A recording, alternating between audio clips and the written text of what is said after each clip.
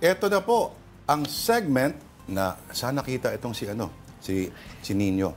Ang segment na talagang with honors, Latin man o ano man. Ito po ang I Saw the Signs.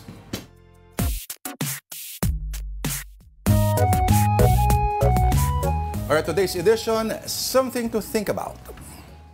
Photo number 1, seen on Facebook.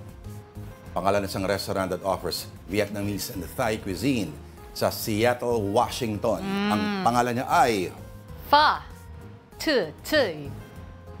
Okay, kung matigas sa Tagalog, Po Totoy. Okay, from After the Light viewer, Ram Jugs. The two faces of Manny Pacquiao.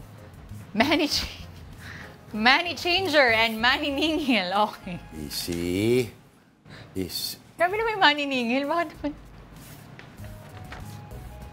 Bakit? Okay. Manny Hula, pwede rin. Bakit? Gusto ko yun. Gusto ko yung Manny Hula. Mawala pa rin kay Ram Jugs. Madali lang na exam. Okay, ito Ano ang English ng tubo? Sugarcane pipe profit interest. Yan yung choices. Okay. Okay.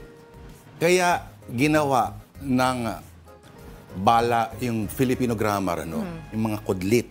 Para yung kung saan yung accent, kung saan yung mahabang syllable. Kaya mahalaga yun, kaya nilalagay dapat yung gano'n. Kasi marami tayong mga words. Oo. Para yung spelling, pero iba ang bigkas. Oo. Halimbawa, suso.